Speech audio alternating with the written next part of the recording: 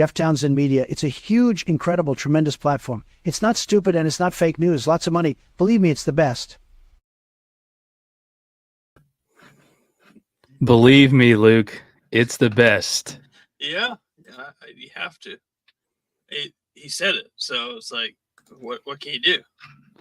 AI is getting crazy these days, you know? Yeah. I saw this AI where it's Kamala Harris and Donald Trump walking down the beach together, holding hands. All sorts of AI. Like, you can do anything with AI these days, you know? Oh, yeah. I like using AI music generation to make slam pieces about my family. It's fun as hell. Yeah. Trying to get it's a little bit too bright in here for me. I'm trying to take it down a notch. Wait for people to join. You gotta set the mood. Get the mood lighting going. I know I do. All right. Is anybody gonna join? Can you hear us? Can you hear me? Can you hear me? People coming on here on every platform right now. Waiting to hear from our producer on how we sound. I'm gonna mess with the sliding real quick. Get my chat up. Mr. Producer Man, how do we sound tonight? I sent him a message telling him we were getting on, so he might be lagging behind a few seconds. Who knows? Mr. Producer Man. He's usually pretty good for his word, though. I mean, yeah, you never know what happens with any type of streaming where it might be like 40 seconds behind. So yeah. Let us know if you can hear us here. We're waiting just one more minute before we get going with tonight's scary stories. Alrighty.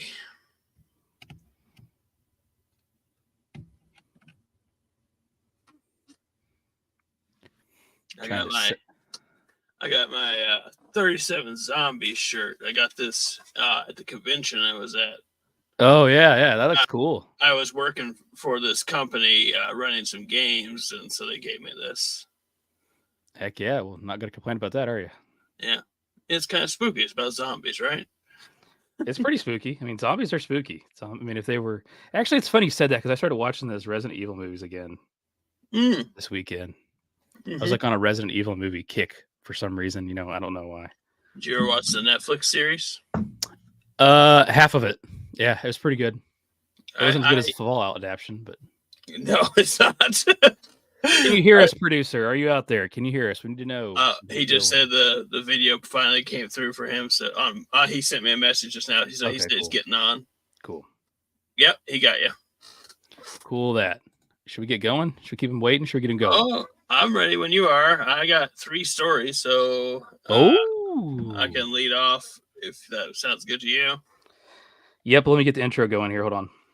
Sounds good. All right. You are about to listen to yet another live stream of your scary stories. I'm Jeff Townsend, and Luke is joining me as usual. The new and improved Luke with a haircut. Yeah, haircut and I shaved. Yeah, a week ago, but it's a week ago. Yeah. How are you doing, man? I know you were busy with the convention. Yeah, busy with the convention. I think I was the only person that went to it, didn't get sick, but I feel pretty good. It's crazy because I was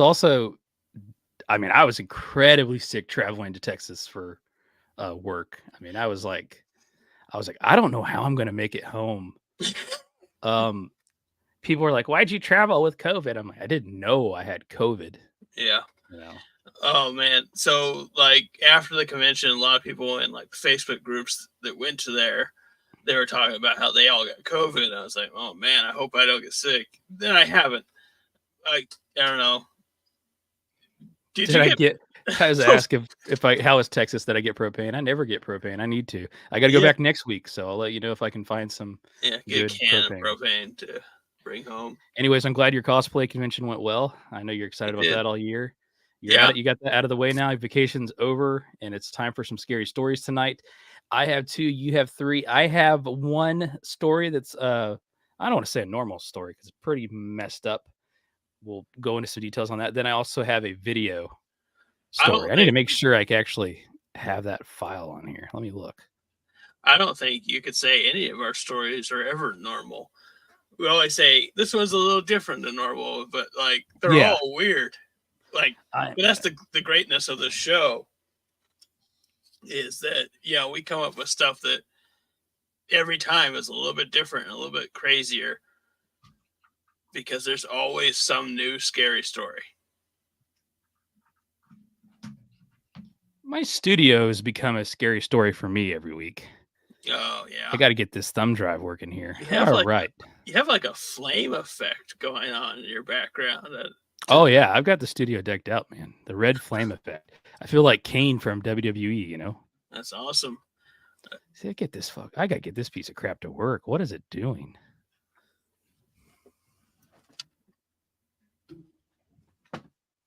Oops. I'm actually working on a holiday light effect thing that when we put it on outside my house, where I can switch it to different holidays. So I'm gonna have like Easter, Valentine's Day, 4th of July, Christmas, and Halloween colors on the outside of my house. Really? That'd be cool. Yeah. All right, I got it finally. It's my thumb drive starting to break. It's the kind that slides in and out. Deadly thing to do, because eventually all good things come to an end. Yeah. So with that, I need to be careful. So you're going to kick things off. Let me start getting some music queued up. You have 3 stories. Like I said, I have 2. One is video presentation as usual. I've tried to do that. Nice. Where the hell is this? Where the hell is this music? Here we go. Let it load up for a second. Thanks for being patient. I had a call I had to take. We're off to a late start here. But you like the fire effect behind me? I love it. It's probably my favorite thing you've done, actually, because it's just like, it makes it feel juicy. I don't know if anyone heard that, because we usually have the audio hiccup, but yeah, I do. I heard it. I think everybody heard it. Fantastic. Is it? Can you hear the music yet? I never can. So I can hear it. Yeah. And it didn't cut you off at all, I guess. Fantastic. That's weird. First time ever. I'll wave you down if something crazy happens. Let's see what they say in the chat just in case. Juicy. Okay, yeah. All right, I will wave you down if something crazy happens. I'm muting now. All righty. The name of this story is Unknown Encounter. This is a story that occurred back in 2018 when me and my family lived in Port Orchard, Washington State. I've always been a skeptic of the paranormal, but this story kind of changed my stance on it. To understand the story, you must visualize the layout of our house. Our house was on a small clearing right on the edge of Banner National Forest. We had a wraparound balcony with windows that fed into the kitchen, living room, and master bedroom. If you looked out any of those windows, you were looking directly onto the balcony. There's also a set of stairs that led onto the balcony from the lower patio near the basement. Lastly, our living room had a set of glass French doors in between the 2 windows. At the time, we only had one thin curtain covering the glass. It was the first 2 weeks staying there when everything went down.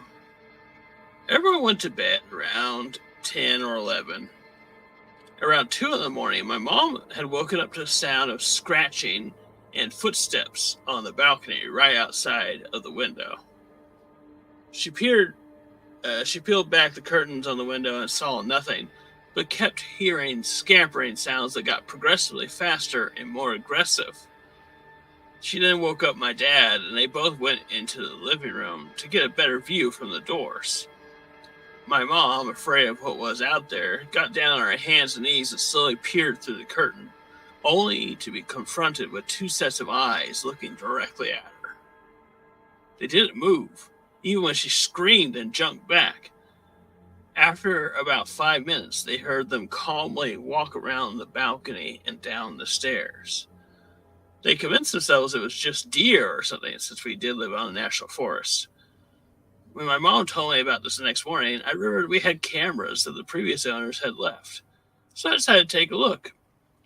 What I saw was arguably one of the strangest things I have ever seen. 2 dogs, I think they were pit bulls, had come up onto the balcony. However, the way they moved was so unsettling, it's almost as if they didn't know how to walk on 4 legs. like they were used to being bipedal. They both, at the same time, stared into the glass, completely unfazed by all the noise my parents had just made. They remained there, even after my parents had went back to bed, just fixed on looking into the living room. Then, I kid you not, at the exact same time, they both turned their heads directly towards the camera in the corner, almost as if they knew someone would be watching it, and ran to the camera in complete sync with one another. I mean, they literally mimicked each other's movements so well, it was like a copy and paste of a video of the same dog running. I've never ever seen dogs act like that before.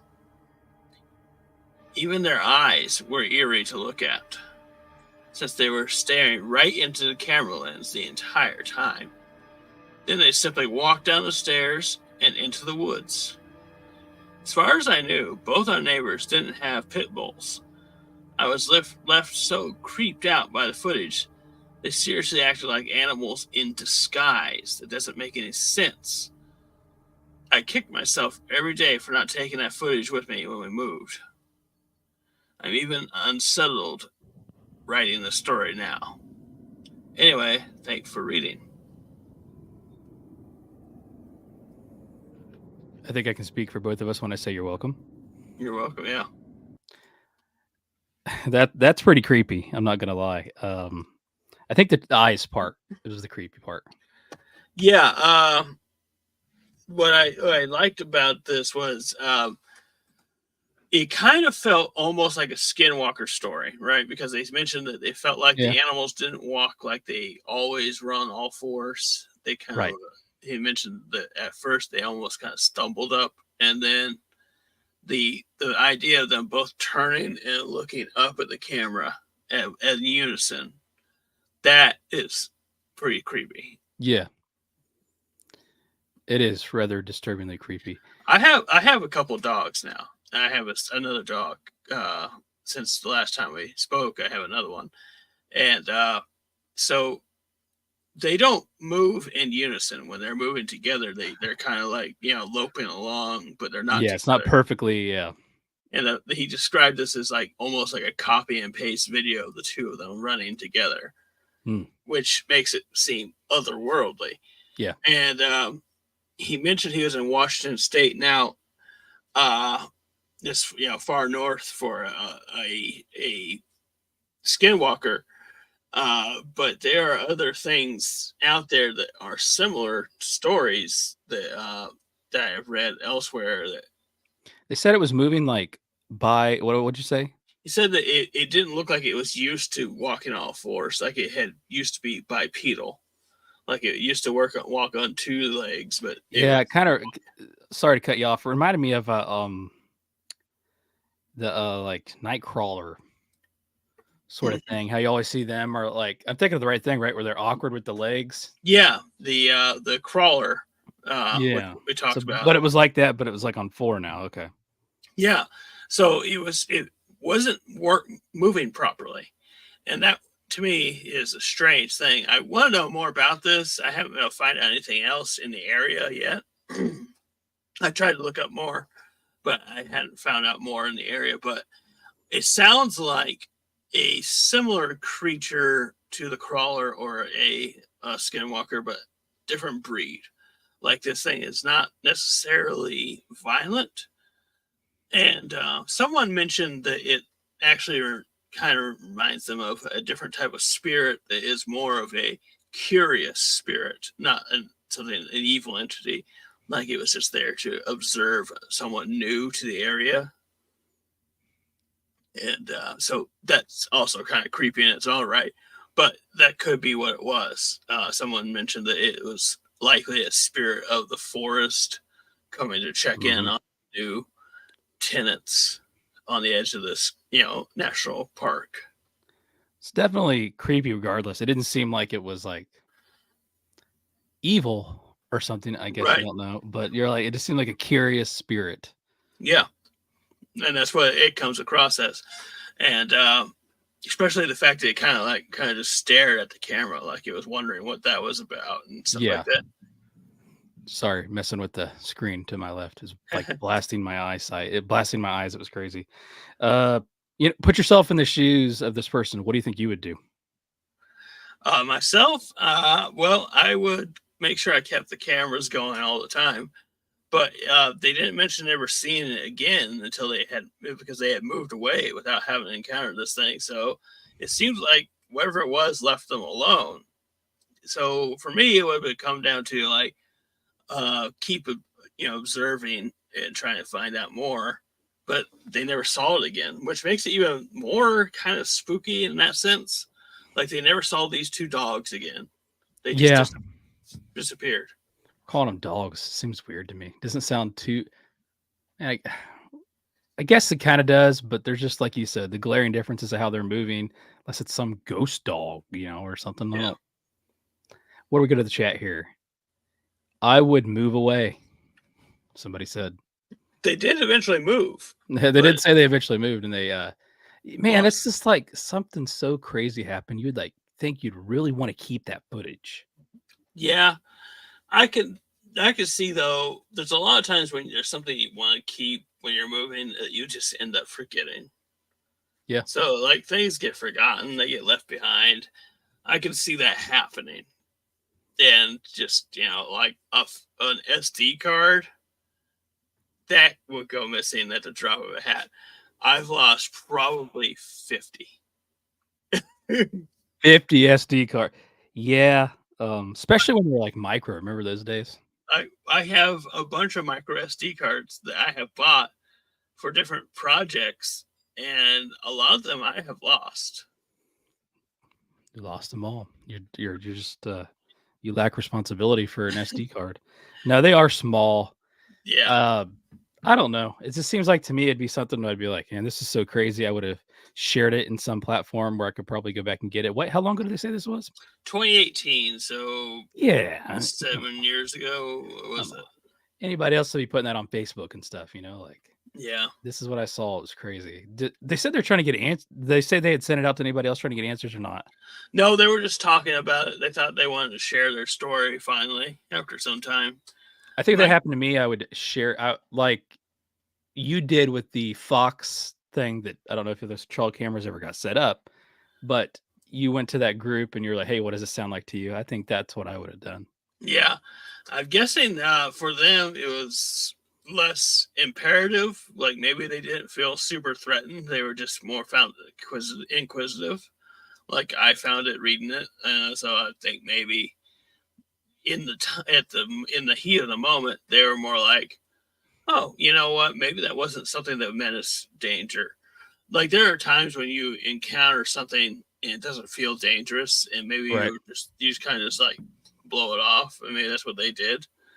But then they were like later on, maybe thinking, yeah, maybe I should probably tell people about this and see what they think. What do you think about this though?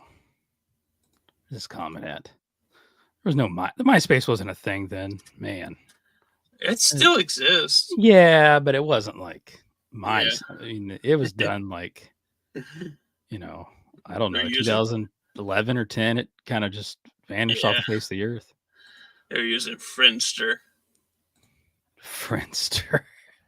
That was a cool story. It's a good story to start off with because it kind of sets the scene well for other scary stories. It may not be because like didn't happen to you, so it's kind of hard to like fully say like I would have done this or that or this was like it's hard to say. So I do think mine you're going to enjoy. I'm looking forward to it. The name of this story, actually, I guess I could start queuing up the music, but the name of this story really caught my attention. It's basically why I shared the story.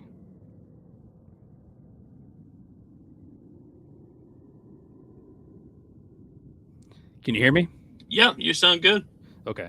Yeah, the name of this story, again, is why I chose it. It was very intriguing to me.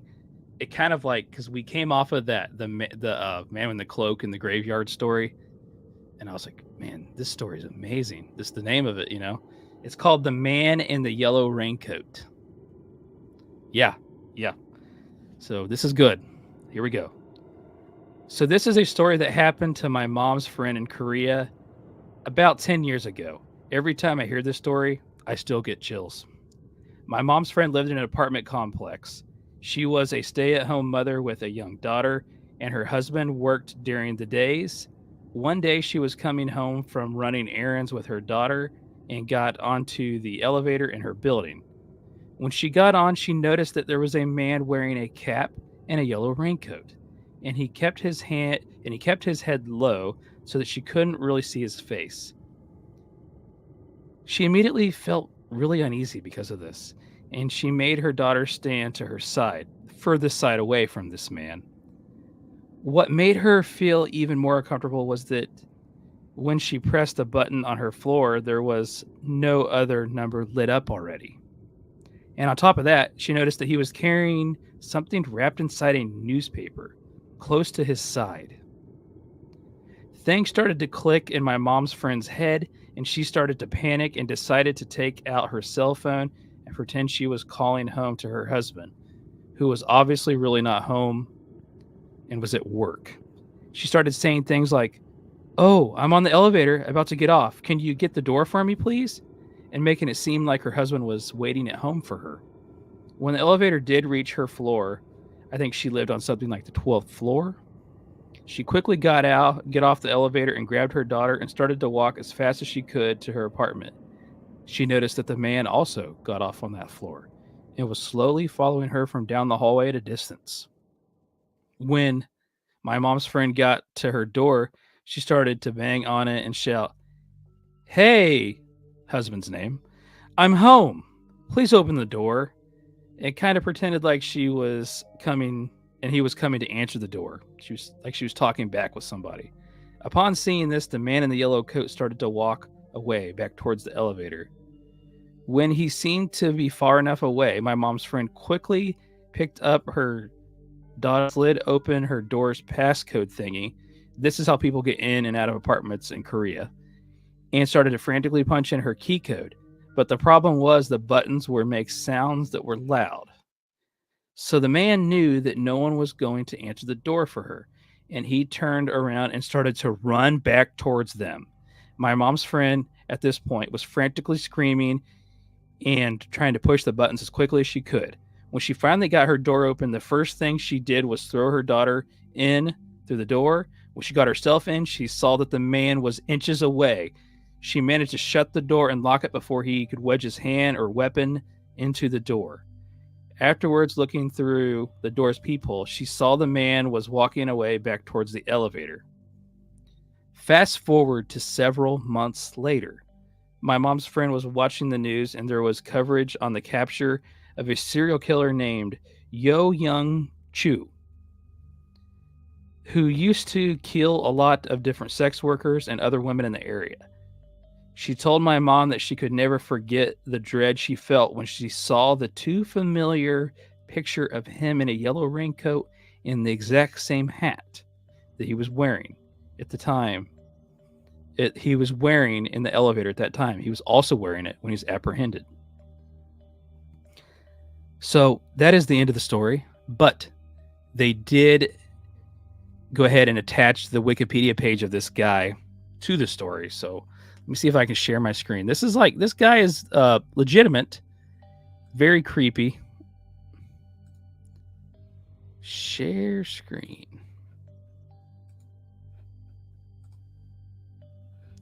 Yeah, so if you look through the coverage here, this guy is a legitimate South Korean serial killer.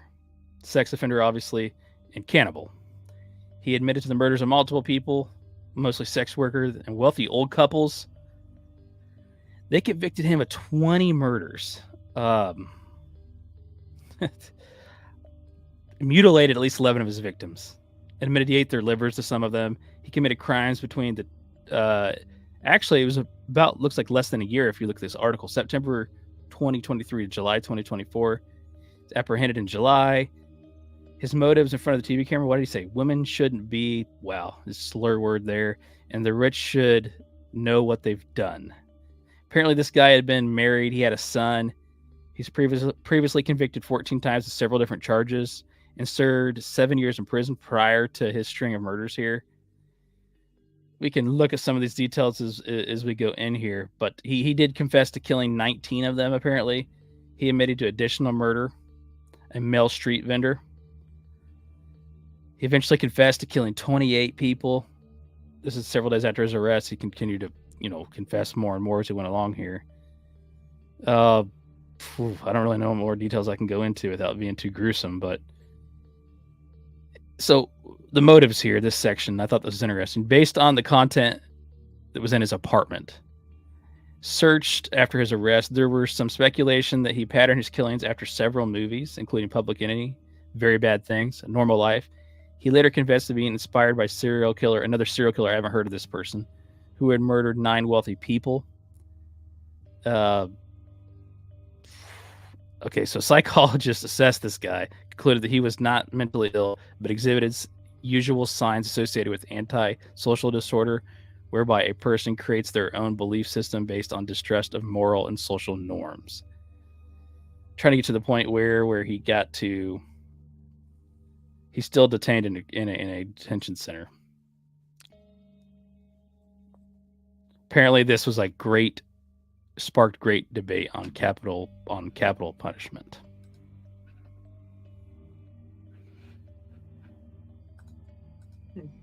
Wow. Yeah. Let's go to the chat real quick. What a psychopath. These guys are a freak, like the Ripper. Yeah. So I think the terrifying part is we always hear about these serial killers, but this person literally came face to face with this person. Can you imagine like what would be running through your mind afterwards, knowing like what could have happened potentially? Yeah, that's something else. I hadn't heard of that. I've heard of other serial killer encounters before, like people that later found out that they were within striking distance of a serial killer, and their thought process on this was something else though. Like him actually chasing after her and knowing 100% that had she not gotten in as quick as she did, that he would have killed them both, probably. Could you feel the tension as I was reading this story? That's a rough one. Like putting in the passcodes into the door. Yeah. Yeah, and I've seen them have those in like videos of showing people getting into apartments in Korea. Mm-hmm. I think even Japan might have that as well. So yeah, I know what they're talking about when she mentioned that. Yeah, that's nuts. That's a terrifying story. Terrible person, obviously, and that's just something else. It reminds me of a TV series I watched recently called Blackbird. Have you seen it? No. It's a true story about a serial killer and this guy who was put in jail for drugs, and he was given an option to try to spy on this serial killer to get him to confess to murders so that they could put him away forever, as opposed to being put away for just like an assault charge that they had him on. And it's terrifying the way when he gets him to talk about what he did to people, but you also kind of see what he did to people because they dramatize it, yeah, and stuff like that. And I was like reading, when you were brought up that Wikipedia page and reading it as it was going along, it was like, oh, this reminds me of that guy in Blackbird. Horrible person. Both of these people, horrible people, did the worst imaginable things on the planet. And that is one of the scariest stories ever that you just read that I think we've heard on here because of the fact this person encountered a monster. This reminds me also of your one you did with the serial killer calling into Howard Stern radio show. When you encounter like pure evil in this form, it leaves a mark on you, no matter what. And so I find that to be just absolutely terrifying. And yeah, this is a story that I want to ruminate on for days going forward, and I'm probably going to be looking up all those people because I get this thing where like I can't get something out of my head, like when I start hearing about it. And this is one of those things I know I'm not going to get out of my head. I want to be looking up what this person, how they caught them and stuff like that, because that was terrifying. Makes me wonder what was in that newspaper he had rolled up, or folded Yeah, up. probably a knife. Yeah. In my guess, would probably be a knife, something that he could, force his way in with. I immediately understood the creepy factor. If you were to get on an elevator with a suspicious looking person and there was no other button pushed, Yeah, I thought that was like, so I thought this lady had a great attention to detail in the moment that saved their lives. That was like the first step, right? yeah. You get on, and you're like, what the heck? There's no bike. Where's this person going? Mm, There's no button pressed, and you just start to observe things. Then to think like to call her husband or pretend, excuse me, to call her husband, yeah, then to do the same thing as she's at the door. yeah. And it's very smart. But it reminds me of something I heard described about being scared. When you're scared, your heart beats faster, so blood pumps through your body. It's like rocket fuel to your brain, right? Yeah. You can run faster, fight harder, anything. It's like a superpower being afraid if you use it right. And so this person was using fear to come up with a solution in the moment. Yeah. And it's very true. Like your adrenaline kicks in, you have heightened awareness. Something about him was off as soon as he stepped on board that kicked in all of her fear, and then that's the only thing that saved her. Immediately being distrustful of this person, not liking what they saw about them, noticing the button not being pressed, totally saved her.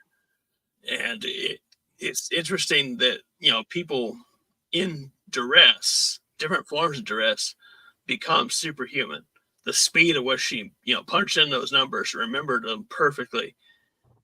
That she might have fumbled once or twice in a normal situation where she isn't paying attention. Yeah.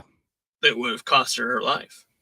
Sometimes when you have a kid, you're pretty occupied too. So I give her credit for seeing these things. Yeah.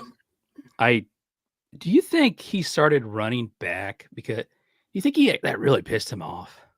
I think so. I think he was probably thinking This guy's a psycho, right? I mean, yeah, he probably assumed at first he had an easy mark. And then after he was, thinking, well, I don't know that I could take on an adult woman and an adult man at the same time. And then when he realized that wasn't the case, he was definitely filled with a sense of anger and embarrassment, which would have made him more dangerous and possibly do worse things. And because people who are embarrassed, people who are small and monstrous, will do horrible things. And it's one of those things where it's like a monster like that isn't a powerful person. They're a small, evil goblin who will do things that are horrible. Yeah. I'm reading up on it still to the side over here. It says he was sentenced to death, but they haven't executed anybody since 1997. I could see that happening. A lot of people are on death row for like 30, 40 years. So even here, where, our country is much more loose with using the death penalty. So I could definitely see that being that way in another country. Real quick, we do have some timeline on the events of this guy. 1998, he had a theft charge. 3 years later, he had a more serious theft charge that landed him 10 years in prison. He got out within 2 years. Looks like he got married. That same year, he got sentenced for theft to 8 months in prison. After getting out, his son was born within a year after that. 1998, he had theft, forging, identity theft, sentenced to 2 years in prison. Sexual assault in the year 2000, sentenced to 3 years and 6 months in prison. All when that happened, divorced his wife. His wife divorced him. 3 years, he gets out of prison. And then, wow, within 13 days of getting out of prison, after that longer sentence and after his divorce, that's when the killing started. Still currently imprisoned, it looks like. Date of execution yet to be determined. This guy's an absolute monster. Cannibal. The crazy. Yeah.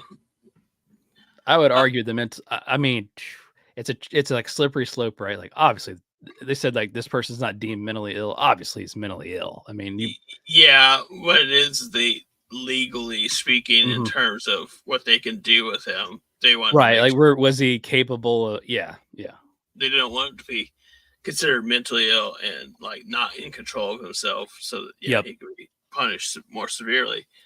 And yeah, that is Lucky to be terrifying. alive though. This is a scary story. I mean, I don't know how else to word it. Like Yeah, that when I was read it, I was like, this is so freaky. Then I clicked on the page that was in the link, and the person later modified it and said, if you want to know more about this, look this here. I mean, And as I that's read it again, cold chills all over again, dude. I was just like, this is freaking terrifying. yeah. I mean, we've said it a few times that some of the worst monsters are just human beings, right?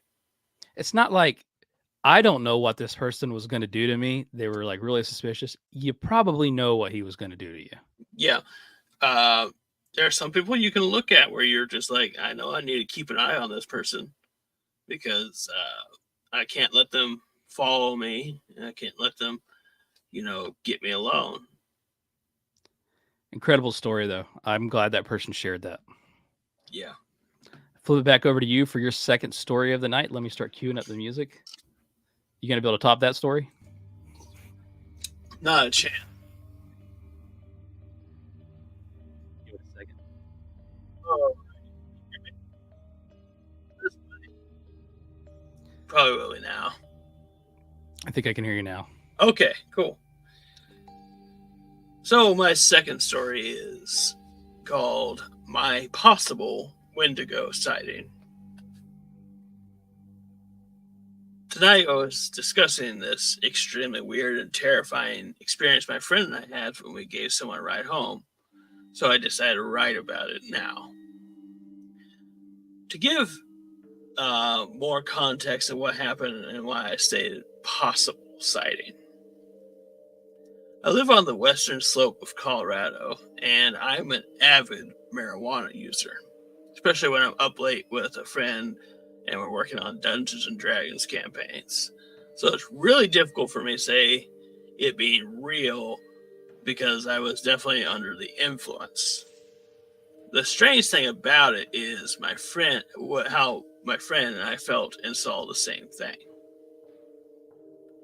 It was late spring, and we were working on a campaign late in the evening, and we got the munchies. My friend only lives 4 blocks away from a gas station, and it could be accessed from side streets. Being under the influence, I did not want to take a main street and go far at all. It wasn't responsible of me. I'm not using it to excuse myself. But I know that we needed to eat. As we were leaving the conveniently placed store, my friend and I were stopped by a woman that he knew growing up. She was close friends with his mother. She was extremely intoxicated and all alone. So my friend offered her a ride home to make sure she got back safe. Here's where things started to get really weird. Without conversing with each other, my friend and I both felt like she was not safe to walk. I played this off as being a woman in her 60s or early 70s, intoxicated and completely alone. She claimed it was only a block away, but it was actually a few miles outside of town where she lived. It would have easily taken her over an hour or so for her to get home. Being in a small town, we have no Uber, Lyft, or taxis, so we both felt really off about her walking on her own. So we decided that we would take her.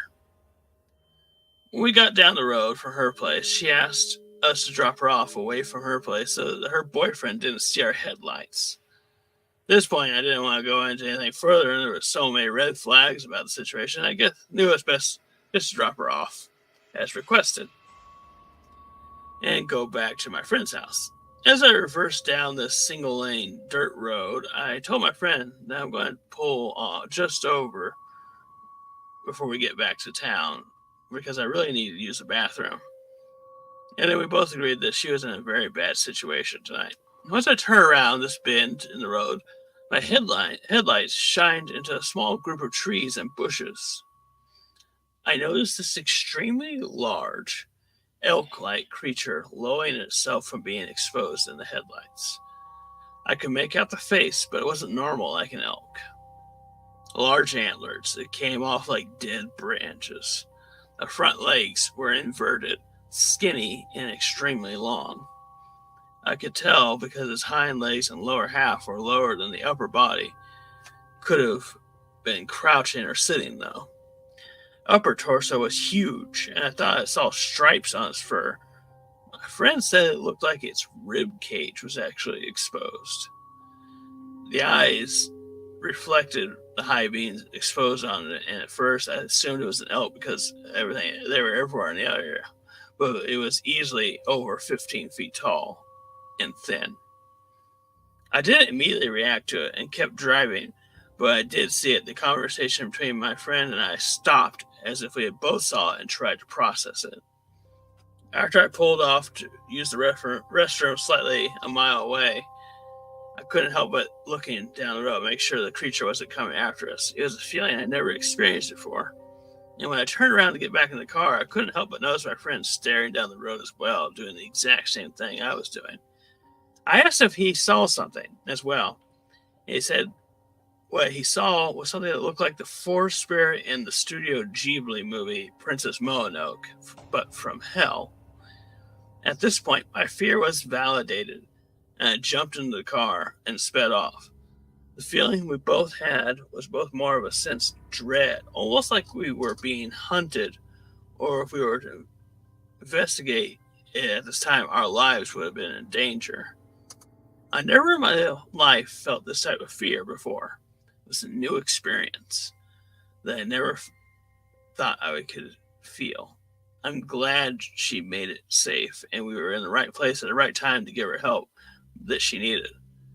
After the situation, I was informed about her life of substance use and struggles that actually gotten worse over the years. Ever since that night, me and my friend have dealt with lots of things.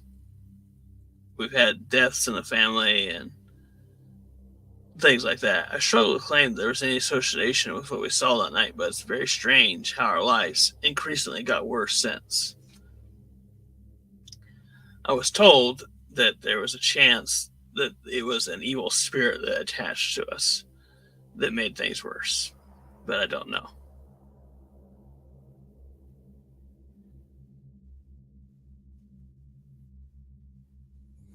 Wow.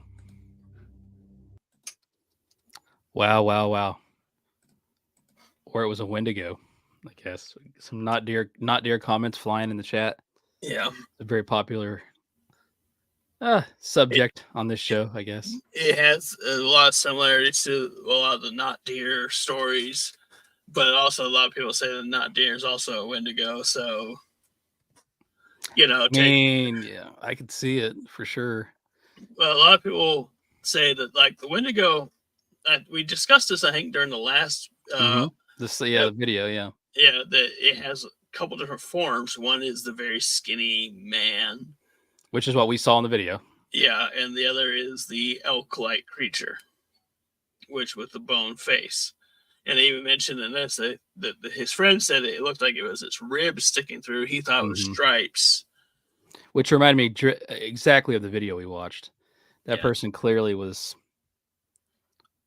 very skinny. Yeah. Bones, ribs showing. And the way they moved was strange. Yeah, to put it lightly, that was strange. So another very strange encounter with a creature. They both saw, didn't really talk about it at first, but then they both realized they had seen it. Now, the description of it is like the Princess Mononoke forest spirit, but from hell. I didn't know what the hell he's talking about there. I just went along with it. It's an anime, and there's a forest spirit creature that looks like kind of like a mix up elk and human face. Mm. And it's really weird looking. But anyway, they mentioned that it felt like that, but from hell, and I can kind of get that idea in my head of like what this creature looks like.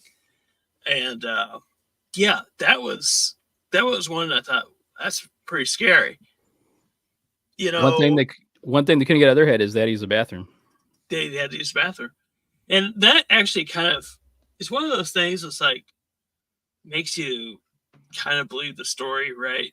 If you're, I've never been stoned, but I've been drunk, really drunk, and I've been like, yeah, I got to use the bathroom no matter what. And you know, the fact that they drove a mile down the road and he stopped over to take a leak, and at that point it's like, but he's still like looking over his shoulder, like, I might drive 5 miles down the road though. Yeah, definitely. And then like, you know, they're like, keep on looking over his shoulder, and they noticed all that, and you're like looking over his shoulder. It's like, God damn, man, can you wrap this up?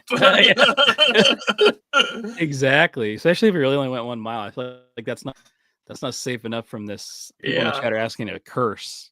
And skinwalkers can put a curse on you if you are if you see them. You put a curse on his bladder? More like a curse of just horrible things to happen to you from then on. Then he said, yeah, that things did happen. Yeah, they said that they had deaths in the family and bad things happened to them in personal life. Yeah, I can see that being, it's a possibility. And like I said, I've read about it in multiple stories of these things having lasting effects, because they are, if the stories are true, a spirit that has been summoned to punish people. And so it would make sense that they would be like around them, being around them would be a curse to a corner store. Yeah. But like, yeah, there must have been, I feel like there's more to the story that he didn't include. Yeah. Probably, you know, from embarrassment or something like that. I can imagine. Privacy, yeah. And so imagine there's probably a little bit more that wasn't included. That I don't know if that was part of the Wendigo curse, or so much that you're dealing with a drunk elderly lady who has kind of made a lot of bad decisions in her life, or what. But yeah, that was a strange part of the story, and a strange part that he dwelt just enough on, but not enough at the same time. You think it was the boyfriend was the Wendigo? I didn't until now. It's like the story of Krampus, right? Yeah. Oh gosh, I hadn't thought about that in forever. The spirit of Krampus takes over a person's soul, and you turn into them. So this happened after she got dropped off, right? Yeah. It was after they dropped her off and they turned around back and started going back the way it came.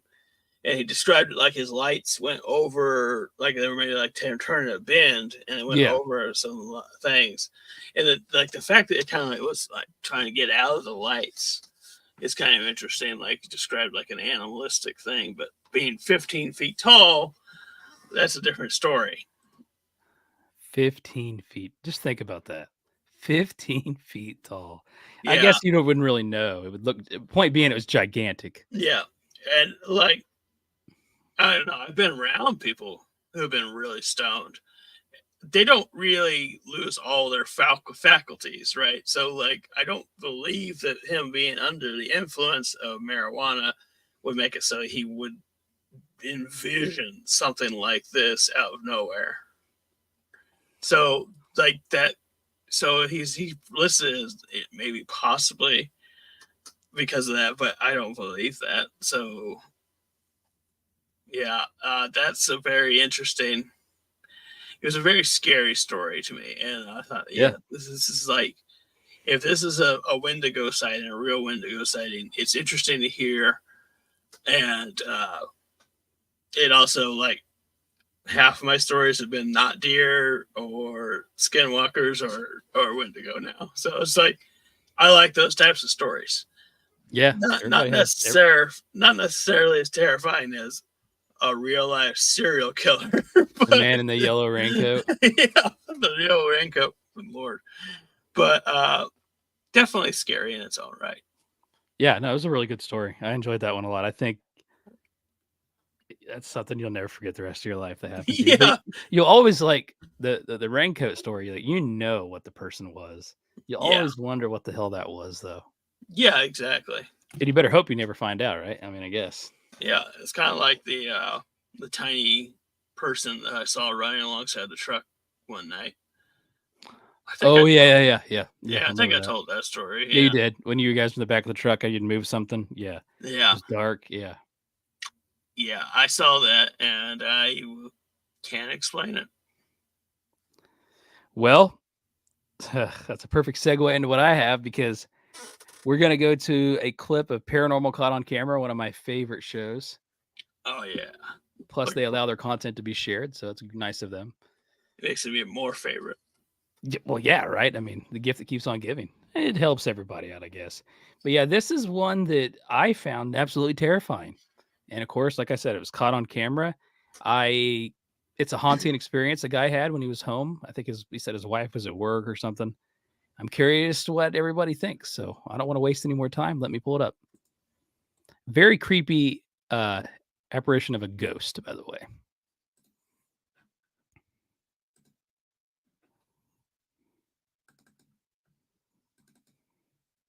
Flickering inside the refrigerator, and I thought that was strange. I had never seen it before. But what really creeped me out was the light in the bathroom started flickering, and I heard water running. So I kind of snuck around the corner, and the water was on. As I started to walk away from the bathroom after cutting the water off, I kind of heard something behind me, and that was actually this door here that closed. That's when I really truly got freaked out.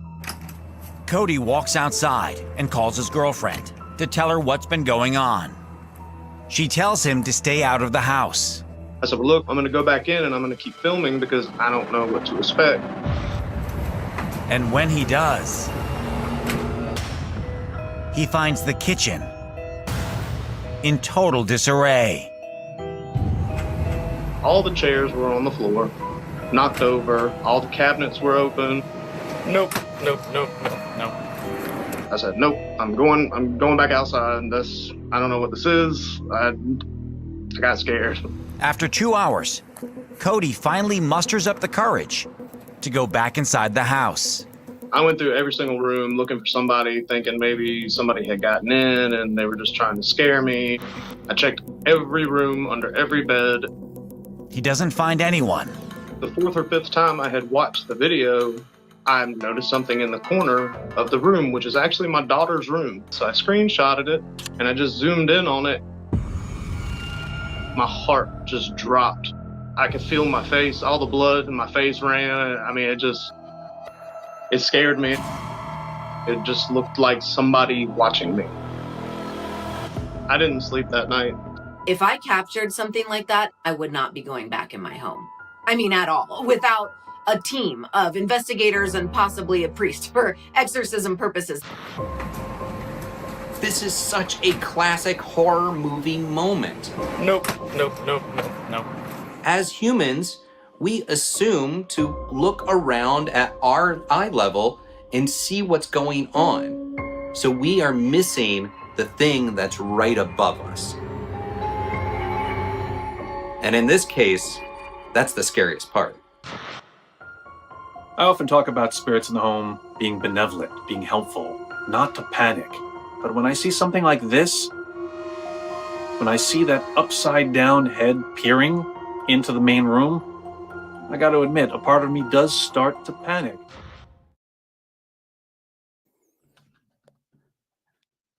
Just leave it on the screen. That's a lot. It's a lot to unpack. Did you see it before they zoomed in? You know, I did see like a circle over there. You know, like something shape, a shape that didn't look normal, but like only just barely. And then when they started to zoom in, I was like, oh my God. Truly terrifying. Yeah, that's something else. We have it up on the screen still, and I'm just looking. So people are talking about the forehead size. Kind of looks like a Michael Myers mask. It kind of does. But the nose, I don't really. The person's definitely the creepy part is it's the person's like upside down, like I don't, upside down and 7 feet in the air. So and peeking at you. So that's something else. That's pretty terrifying. I always think that like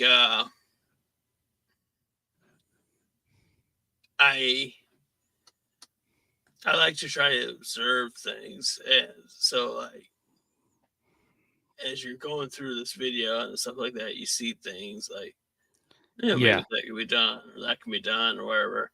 That doesn't make any sense to me in terms of this video. This is like the craziest part of it, that upside down face looking. So I mean, it's already pretty creepy when the water is on in a room. Yeah. You go in there, you're like, what the heck? We're replaying it. You go in there, you're like, what the heck? The water's on. As you can see there in the sink. Yeah. I hope you shut it off, by the way.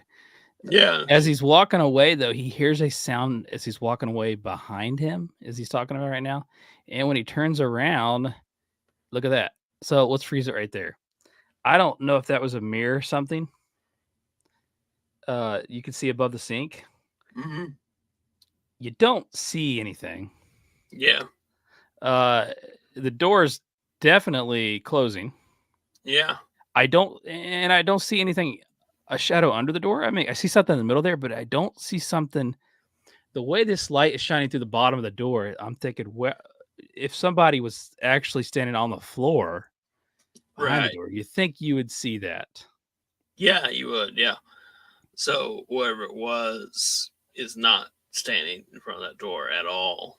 Yeah. It's definitely closing as he walks away. I mean, there's no. Yeah. Wow. That is crazy. Yeah. So he immediately leaves the house as I would, right? Yeah. No doubt about it. Then he decides to go back in after talking to his, I think they say wife or girlfriend on the phone. Yeah. And he goes back into the room and the kitchen chairs have been knocked over. Which I don't know how long he was. How long did it say he was outside for? I don't remember. Not very long, but his cabinets are also open. Yep, cabinets are open now. Kitchen's in disarray, as they quote. It looks like even the cabinets above the refrigerator are open. Yeah, it looks like there in that. It's not easy to open. Looks like there's something sitting in front of it too. Yeah. Creepy. Then he, of course, here. Gosh, you can kind of get like a little bit of it right there. Yeah, he's starting to show the kitchen right now. And you could see that something is. See if we get a view. Is that in view before? It's the whole time when he comes back in, isn't it?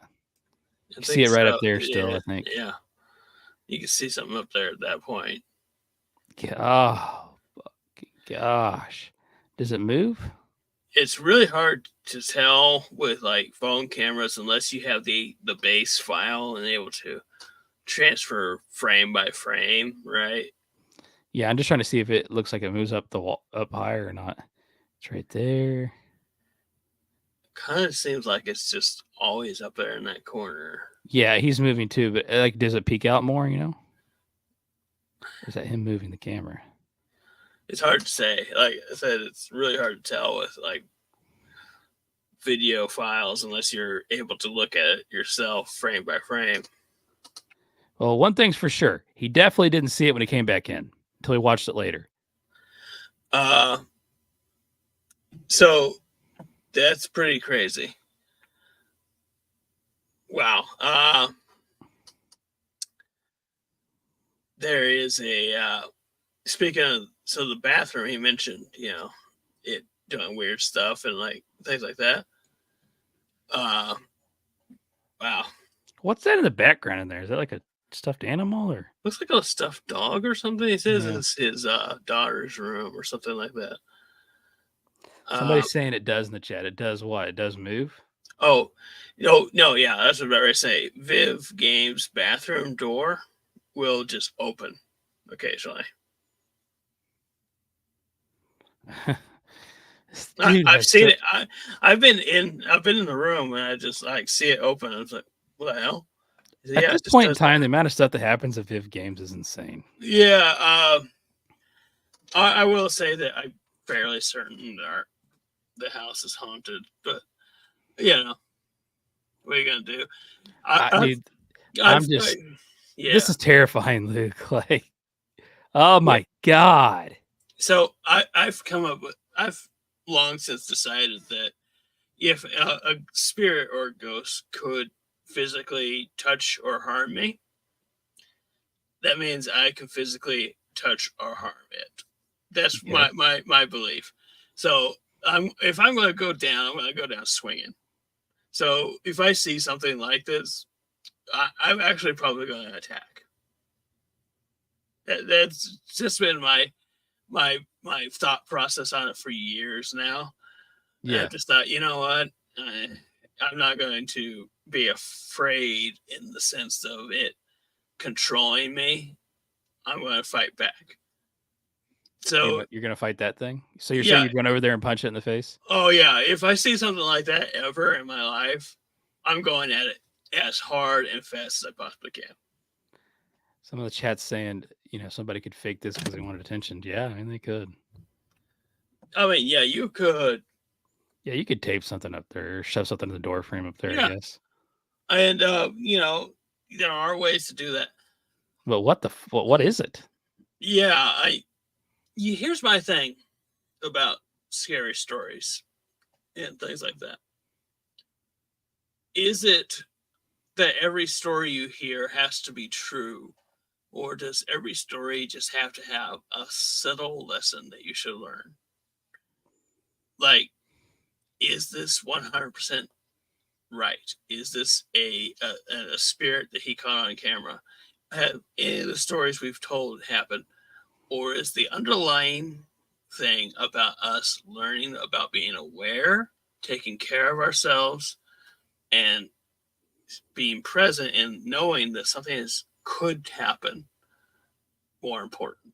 So, like, every time someone says, oh, it's fake, it's fake, it's like, is it fake or is it just a different way of telling people something that they need to know? I don't know.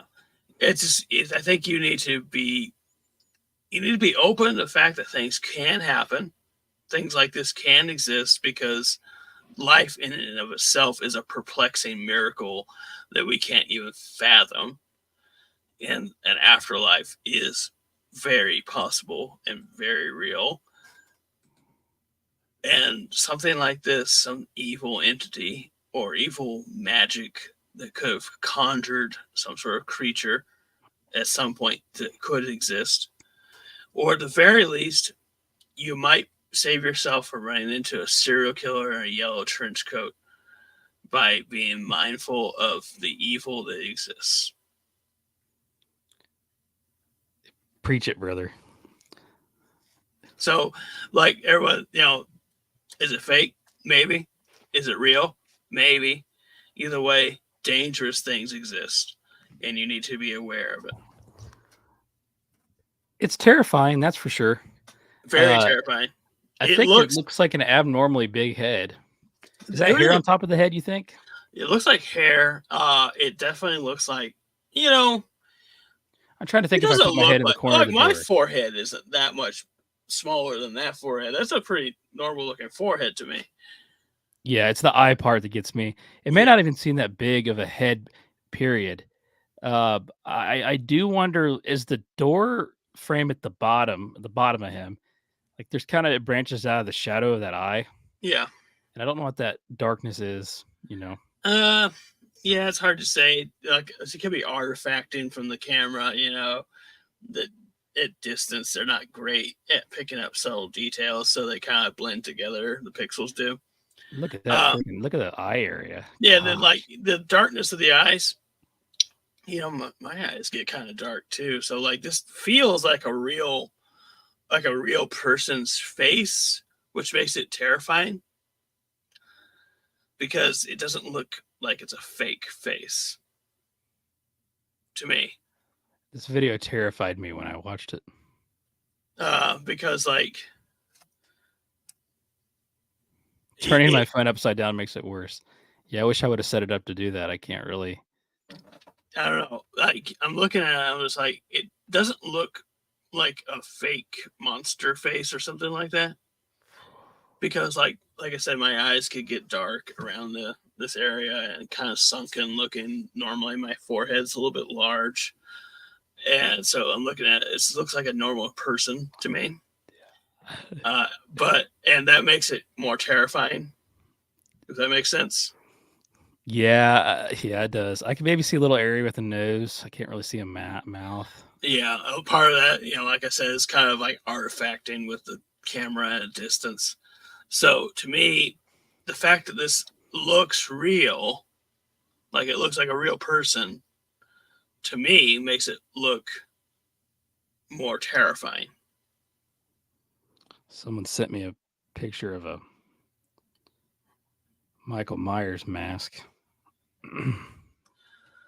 Yeah, it does kind of look a little bit like the Michael Myers mask, which is actually just the William Shatner mask. I don't know if you know that. Yeah. And just yeah, like so, William Shatner looks like a monster in a mask form. So it's funny. Gosh. Yeah, I don't know. I think if I was to say that this was 100% fake, I would be lying that I believed it was 100% fake. Like looking at it and like being as skeptical as I can be, looking at it, but like I can't say for certain that this is 100% fake. I don't see the nose really well though. Yeah, that's the shadowing though, and like I said, the camera's on a phone. Yeah, it's clearly not a great phone. I don't know what year this was. I don't remember. It said in the beginning probably, but I don't know what year it was, and plus I don't know how much he spent on his phone. It didn't look like, even like when it's full lighting and close up, it didn't look like a high megapixel camera phone, right? So at a distance, the nose could get blurred out. Yeah, this is scary. This is scary, and it looks real, which makes it look scarier. Yeah, this isn't the standalone activity either. The door and the water and the kitchen. Yeah, and the flickering. We watched the door. The door closed. Whether could you fake that? Yeah, I guess. It also, he had the flickering light in the bathroom. Yeah. Which I did see anything under the door though. So whatever it was not closed by standing in front of behind the door. So like, a flickering light, you really can't fake that well. That's something that just happens. I gotta quit looking at it. Sorry, I had to take it off the screen. Yeah, that is some creepy shit, dude. It was. I liked it. That was a very scary video. I encourage everybody to watch that show. It's a damn good show. I definitely need to check it out. I keep meaning to. It's got a lot of seasons. It's good stuff. That one caught me though, man. When I saw that, I immediately just got. I could feel it. Yeah, definitely. That reminded me of the other one you had shown, where like the person kind of like peeks out at the end of that video. Yeah, that was scary, and also kind of reminds me of the statue video. Yeah. Oh yeah, that was something else. Statue one was really creepy because there's definitely something sliding around out there. Yeah. To that area before it went to that area. It was moving somehow. Yeah, that was something else. Yeah, I love the video segments. Cat one was my favorite. Somebody's saying. Cat one was messed up. That was scary. Yeah. Well, dude, I think that was a nice little break in the action of normal storytelling to shoot that video. So I liked it. You've got one more to finish us up tonight. Yes, I do. Just hit the music, see if we can get it working.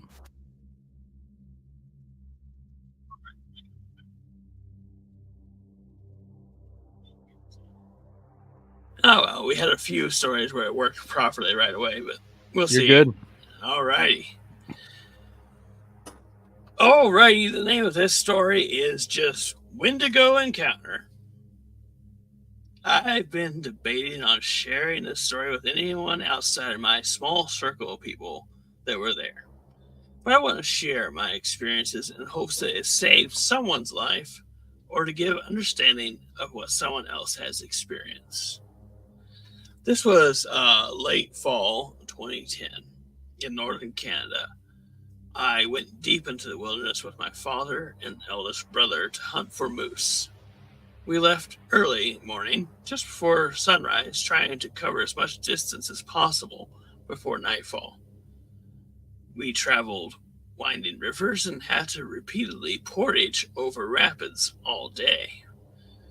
We decided to set up camp just over halfway to our destination.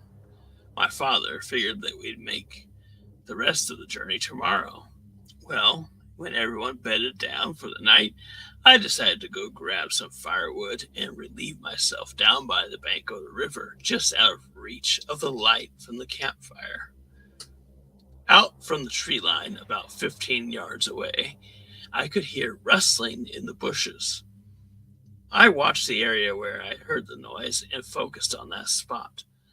I felt kind of funny / lightheaded and dizzy, and I could smell this putrid stink, like old milk or rotten food.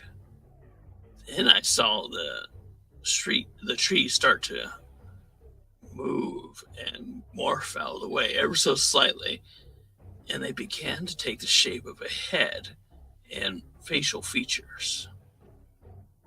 My eyes began to adjust to the darkness, and along the tree line, I could hear this voice coming from that area.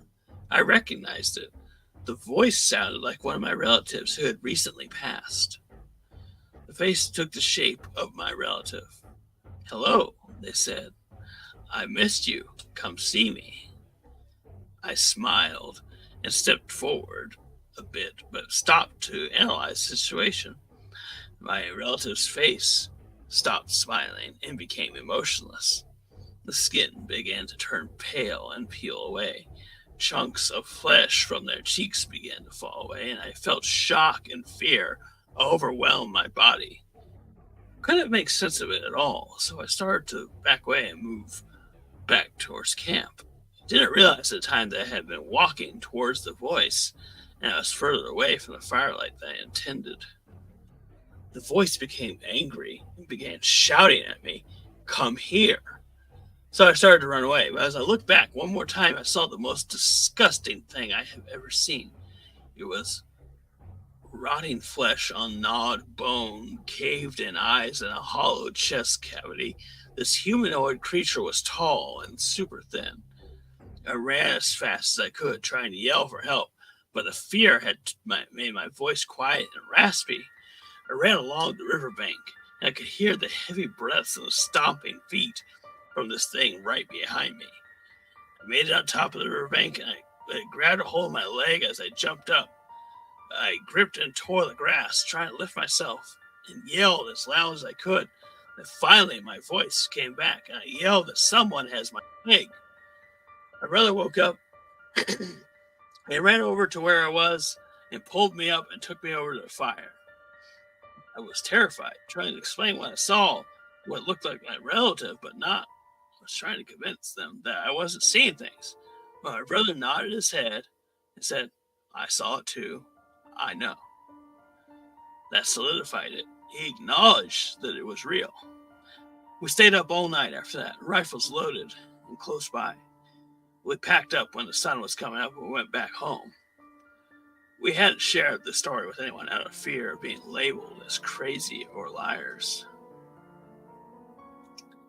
I've had nightmares and couldn't sleep for months afterwards. I could see things, dark figures looking into my window, or hear whispers while I was walking home at night. Eventually, I saw this dark figure daily. I went to a medicine man for help.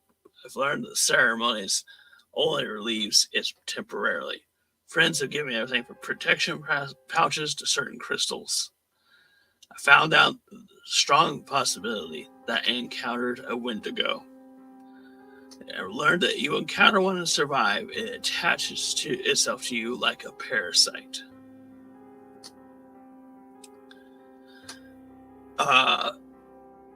He mentions in comments that he was a member of the First Nations of Canada, and that his father also said that he believed it was a Wendigo by the description. He didn't see it at the time, but after telling him, he said that he believed that's what it was.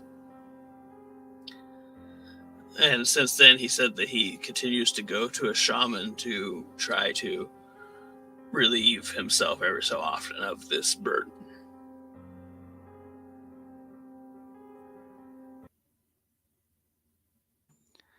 A burden indeed it is. I found that interesting because it goes back to the previous story I had spoken of, where they said they had those horrible things fall upon them after encountering the creature. They tried to lure him in. Yeah, which is very much like what skinwalkers will do too. They'll exactly what I was thinking the whole time. Exactly. It was a relative, he said? Yeah, the image was of a relative. Yeah. I don't know. I think I would be a little concerned when my relative was out there. I think it was more of like he was so overcome by the presence that he couldn't process it. Like it was something that he just like couldn't understand. So he started taking steps towards it to try to get an understanding, and realize too late that may have been a bad idea because it almost got him. But for the fact that his brother woke up and dragged him away, it could have gone seriously wrong for him. Probably, somebody said they'd probably fall for it. Yeah, I could see that. Yeah. It's just so odd. It's easy to say. And you don't really know how much time lapsed when this was happening, either when they're talking about it. Yeah. Could have been like a 10-second thing. It could have been I don't know, but I always wonder, like, how close do you have to get to these things before this curse becomes upon you, Someone says that you have to be come in contact with it in the comments. And he mentioned that he was grabbed. Other people say that you just need to be in the presence of it. Like they have to see you. Oh, he was grabbed. It said he was grabbed. Yeah. Jeez Louise. And the skin started falling. That was pretty creepy when the face started because like, isn't that what they say about skinwalkers? Sometimes there's like a discrepancy in what it. Yeah, it doesn't look right, and then like if it starts to change, it's like the skin falls off. And the very similar thing with the Wendigo. And he even mentioned that it was like a tall, skinny looking creature with like exposed ribs. Ugh. Very, very similar to what we saw in that video. Very similar we've seen in heard in other stories. So yeah, it's really interesting when all stories start to line up to be the same. And this guy was a member of Canadian First Nations, so he was. What does that mean? Natives, the Native Americans. First Nation is in natives. Okay. Yeah. So like we call them Native Americans here. They're First Nations in Canada. Okay. So, you have a native person who is encountering this thing, and like the shamans that he talks to, they all say the same thing. How long do these sightings of these things go back in American history or history in general? I've read some Canadian. I apologize, but it's like even the Skinwalker stuff in American history. Like, what's the furthest you've seen it go back? So it's funny because like we talked about in the Appalachian Mountains and in like Kentucky and Tennessee and stuff like that, or all that area also have Wendigo. It seems to be a North American continent wide curse. and it dates back at least, I've seen some mention in the 1700s, but possibly further. I haven't found any before that, but I don't know everything about them. But it could be even further back. It has something to do with anyone who results to cannibalism in North America. There's a spirit that inhabits them. Need a 19, yeah. Well, I need a 1700 story. Yeah, reminded me of America Stories covering some of that stuff. Makes you wonder if there's people if they come across something like that. They, I definitely have in the past read some. I need to track some of them down and bring them up because they were any party that got separated in the winters. There was a lot of stories of Wendigo and stuff like that. Like someone ends up eating someone. Fortunate enough, we scored. My bad. Clicked on the wrong thing. I was trying to queue up a video. That was terrifying. Like that popping up like that in the middle. But yeah, so like there was stories of someone going mad, killing their whole traveling party. Like you heard of the Donner Party. Right. They had to, they were dying. Yeah. They had to make they came to that decision. Well, there's some that say that they maybe didn't need to, but the spirit of the Wendigo forced them to.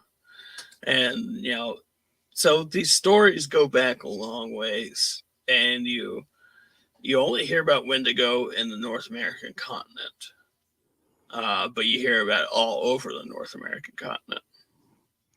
Wendigo, more like when to know. I don't want anything to do with that. Yeah. I don't know what I would do. It's definitely an ancient curse, though, something that was done to punish someone a long time ago, and it's spread throughout. Maybe all the messed up stuff we did to them Indians, Could be. I would like to find out how far it goes back, and I might end up doing some research on that and try to find some of those old stories for next week or next time, because it's very interesting. I'm a big fan of researching old native curses and things of that nature. So yeah, I'm definitely going to look up more about that. But yeah, it's a scary story. It feels real. It feels also like a terrifying thing to happen to a person. Seeing a relative that had passed in the woods talking to you, and then their face start to morph into a hideous creature. Well, we're going to do this. They're asking for a personal story in the chat. Somebody did send us a story. All right. Let's read that. I mean, it's not a super long one, but it'd be something we can cover real quick. Then we got to get the heck out of here. We're already pushing an hour and a half. Sounds good to me. This person said, when I was at my grandma's, I would sleep in her bedroom with her when I was a kid, and she would always go in the bathroom to get ready, and I would stay in the bedroom and wait on her. This night, she already had the lights turned out in the bedroom, and she had the workout machine in there, and I'm just laying there in bed, and I hear a huge crash, and the exercise machine and the arm things that you move on the exercise machine that you would hold on to, were swinging like someone had just used the machine. It scared the hell out of me.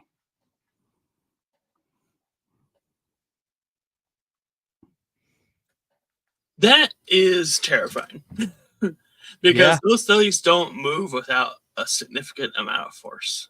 Yeah, they're pretty damn big. Like they won't, it's not a ton of force, but wind won't blow them.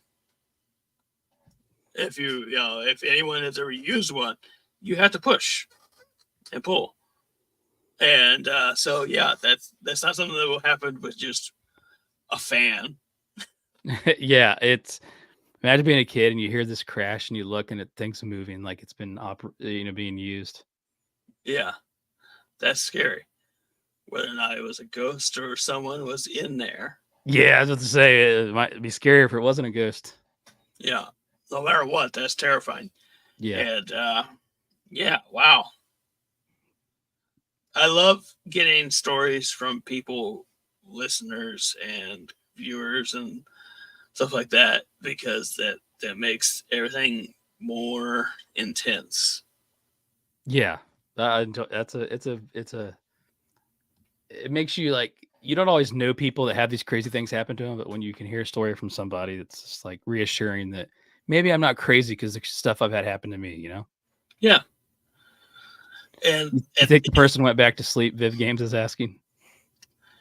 You know, sometimes I could fall asleep pretty. it depends on how tired I am. Like sometimes I might just stare and just like try to catch something. It's like, you know, yeah, you could feel it while reading these stories. Like your skin starts crawling, your blood starts pumping, fear is pumping your heart, and you're just like, you're ready to take on the world.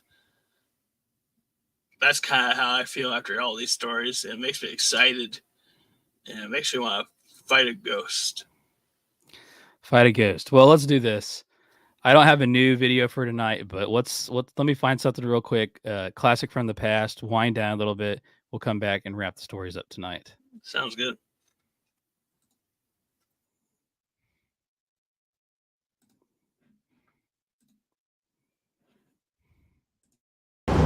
You saw the dog, didn't you? What dog? The black dog. You mean like the Led Zeppelin song? No, Cruz knows what I'm talking about, don't you? I've heard truckers talk about it on the yard. They say it comes when you've been on the road too long and pushing too hard. When you get greedy. They say it comes to take everything away from you. And it did. I was hauling a load up from Atlanta on my 6th straight Georgia run. It was my daughter's birthday and I thought I could make it home in time. I was on this long dark stretch of I-75 with nothing to look at but the white line when I saw it. He was in the middle of the road coming straight at me with his teeth bared, red eyes staring. So I swerved to miss him.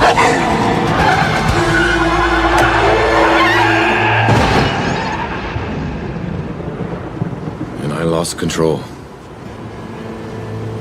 Where do you come up with this shit? It's for real, Wes.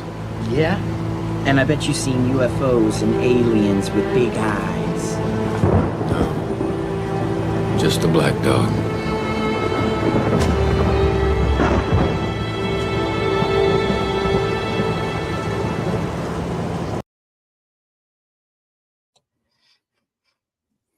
Somebody said they're only 29. They don't understand. No one understands. This movie is not a well-known movie. This is a B-rated movie. It's a very B-rated movie. I love that scene because I don't know, something about it. I realized today how realistic the rain sounds. Yeah. I don't know. Something about it is just like every time I watch it, I appreciate something else about it, but I don't think it's any better than before. Like it's still like the whole movie is a goofball movie. Yeah. But I appreciate something else about the movie every time I watch it. And in that scene in particular too. Although part of me, every time we watch it, I'm just like, I wish the scene just ends with him going, "It did." I just like, well, the short version we have does. It's like that, just like bam. That's all you need to know. I like how it doesn't end with the story either. There's some conversing afterwards. Yeah, and he's like, I think it's a little shit. Yeah, shit. How do you come up with this shit? It's like such a drawn out the way he used the word too. The guy is such a smarmy asshole in the back. But it ends with the most epic line ever, though. He says, like, you see aliens. He's like, no, just the black dog. Yeah. Everybody, did I ever mention the fact that I saw the black dog while delivering newspapers one morning when I was a kid? No. Oh, yeah. I saw a mysterious animal like get up and run past while delivering newspapers when I was like, I don't know, 12. Were you sleep deprived? Oh yeah, I mean, you had to wake up at like 4 or 5 in the morning, And so like it just the way it moved wasn't like a deer or a dog. It was something weird about it, and it was like an amorphous black shape that just ran past. Wow. It was strange.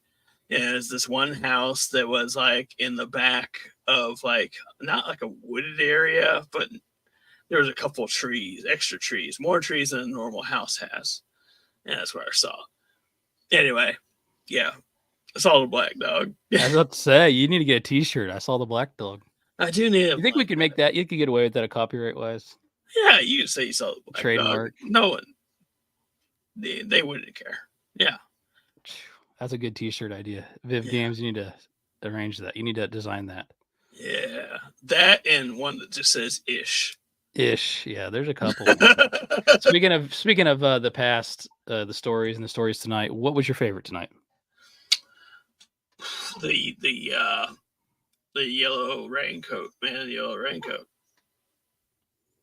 I don't know if you're hearing my dogs right now. They No. started barking for no reason. And so, yeah, I was like, what the heck? Anyway, yeah, the man in the yellow raincoat, by far my favorite story. Terrifying story. The most, I mean, it's real, right? So Yeah. it's not like an apparition or anything. It's just a person. Yeah. There's no debate there. The like I said, the title is so grabs your attention of that one. It did for me, right? I'm like, the man in the yellow raincoat, like what the heck? And I read it and I was like, this is a short story, but there wasn't much to it, but yet there was a lot to the situation and bigger picture of the serial killer. But someone said that the yellow raincoat thumbnail is going to be fire. Yeah, but yeah, you know, the man in the yellow raincoat, the title, to me almost seems whimsical at first, right? It almost reminds you of like Curious George and the man in the big yellow hat. Yeah. So like you're put off. For me, like going into it, I was put off by it. I was like, man in the yellow raincoat. Like, what could this possibly be? You know, this could be like a goofy story. Well, I thought of the cloak, right? This person's going to be doing some weird stuff. Yeah. But it turns out they're just trying to kill a person. Yeah. And so you go into it not exactly knowing what to expect. Yeah. And then you end up with like the most monstrous human being that you can imagine. Wow. It's the most scary movie scene. Like you're trying to get into the house as quick as you can before the person gets there. And when they said they took off running towards them, that I could just put myself in that position trying to enter that code as fast as I could. Yeah. Yeah. And yeah, this is one of those moments that like hearing that story, I could feel that fear in her, in, you know, describing the events that happened to this lady. Yeah, that was one of my favorite ones, and this is definitely my favorite one of the night by far. That was great. I agree. The other ones are good though. Of course, your stories were consistent as always. Normally, that was good, and then the video was a nice change of pace. Yeah, the video is crazy. I'm going to be thinking about that face in the video. Yeah, the face in the video is something. I know Viv's going to have nightmares about it. I'm looking forward to. I just like every time we do this, I like hearing the stories. I love it every time. These are all really good stories, as usual.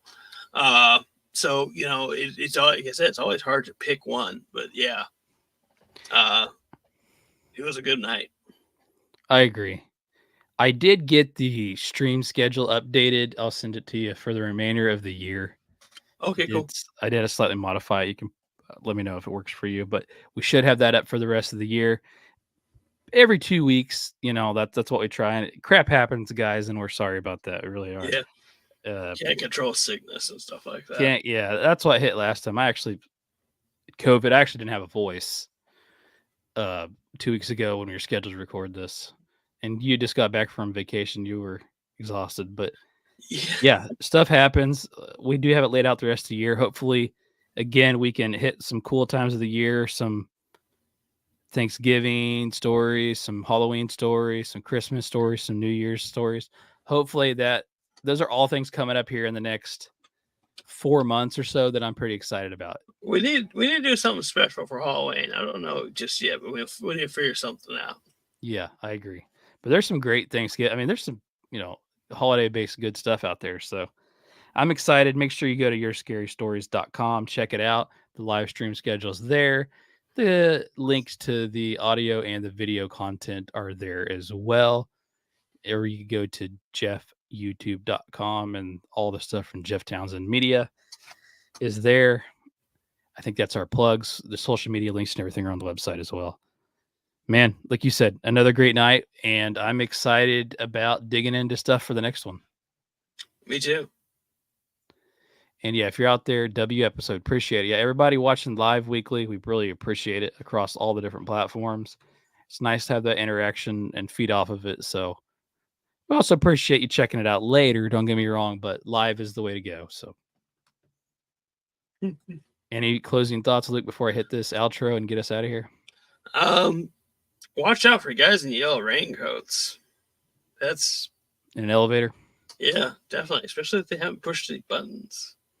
It's creepy, isn't it? You get on the elevator, you're like, where's this? That's the first thing you do when you enter the elevator, right? You look, if the person's in there, you look to see like where they're going. Button? Yeah, every time. They're just sitting in the elevator.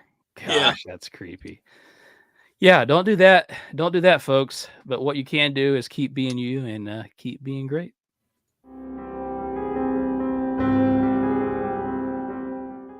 Jeff Townsend Media. CG, good night. And the question is, do I stay here? Will you be back? Are you gonna come back? Will you be back? Are you coming back?